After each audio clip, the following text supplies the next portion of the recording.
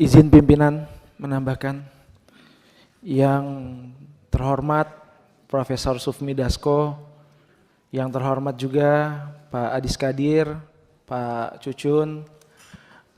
Perkenalkan, nama saya Aji Prakoso. Saya hakim dari Pengadilan Negeri Sampang, Madura. Jauh-jauh ke sini, mohon maaf kalau suara saya bergetar.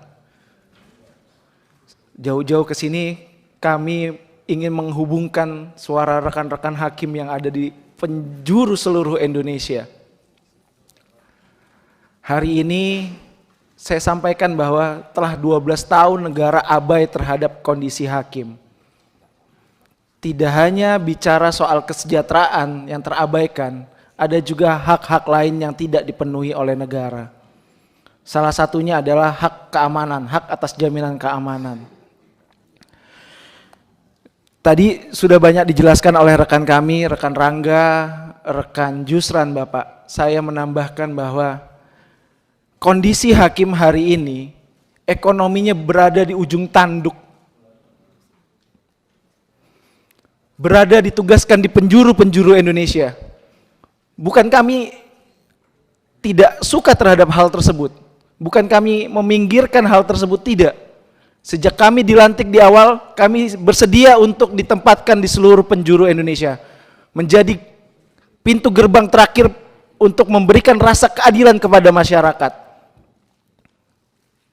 Tapi kondisi inflasi selama 12 tahun, negara tidak hadir di sana. Saya menyampaikan Bapak kondisi teman-teman, saya ambil contoh saja, ada rekan saya Ervan, berada di Kepulauan Buru, Maluku, rumahnya, home base-nya ada di Gresik, Jawa Timur. Dengan membawa istri dan 2 orang anak untuk pulang kampung saja mungkin harus menahan diri 3-4 tahun.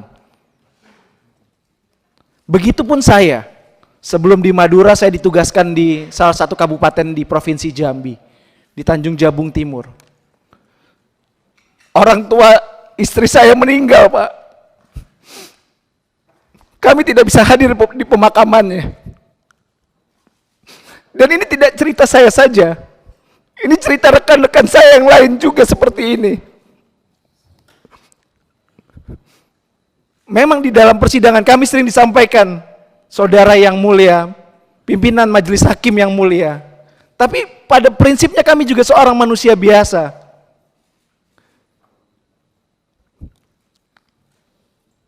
Kami tidak bisa untuk berada di pemakaman orang tua kami. Saya harus menghibur istri saya karena orang tuanya meninggal. Ya, orang tua saya juga. Dan menyampaikan permohonan maaf bahwa kita tidak bisa pulang ke Denpasar pada saat itu.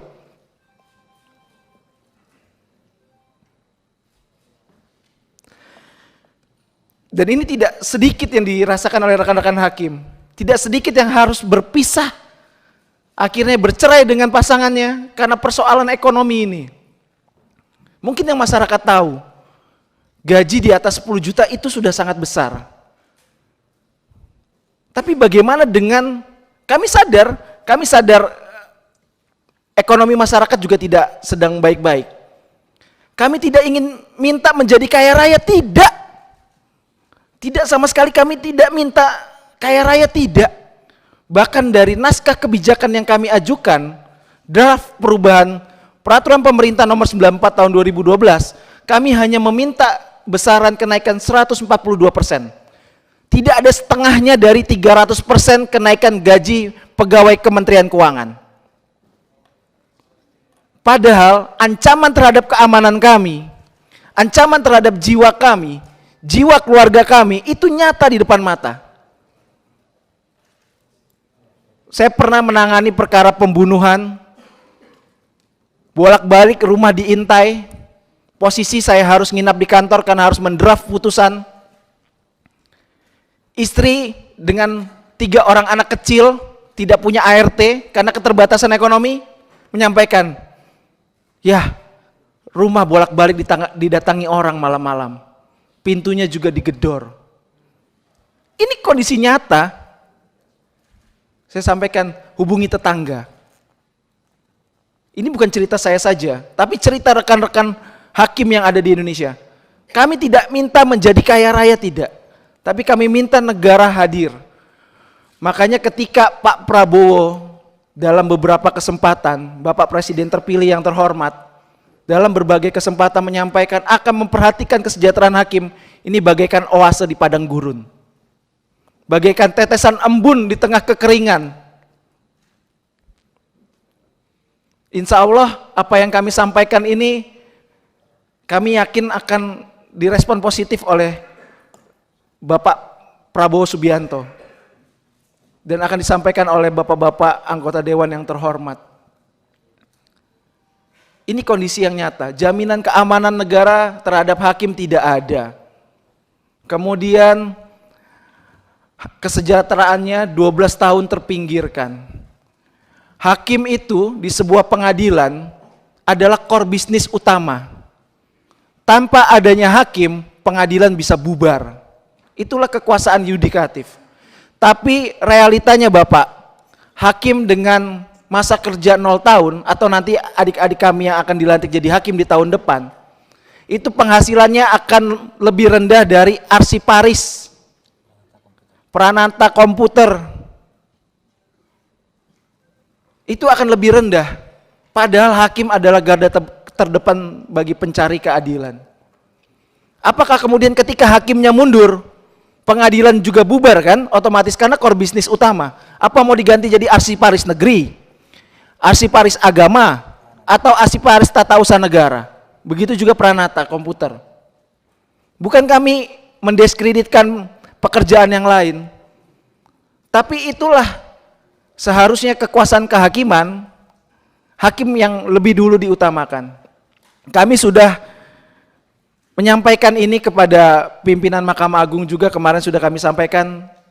Saya juga perwakilan yang bertemu dengan Pak Menteri Hukum dan HAM, Pak Supratman Andi. Tanggapannya dari Pak Supratman Andi sangat positif, akan membantu mengharmonisasi. Ini sebuah oase Pak, bagaikan oase di padang gurun. Kemudian lagi saya sampaikan bahwa tadi sudah dijelaskan, hakim ini sebenarnya, mohon maaf, jenis kelaminnya apa?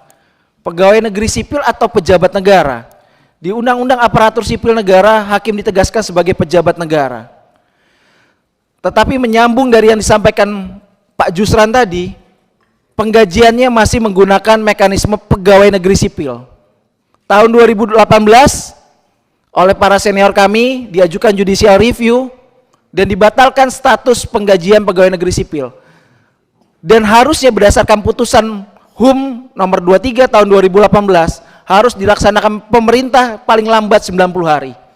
Kondisinya sekarang sudah 2127 hari sejak putusan itu diucapkan. Tapi kita masih menggunakan sistem penggajian pegawai negeri sipil.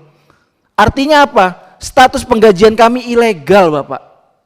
Bagaimana seorang hakim yang memberikan rasa keadilan setiap harinya di tengah-tengah masyarakat digaji secara ilegal?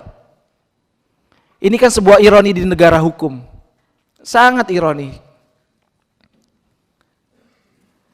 Belum lagi bicara soal tunjangan kinerja.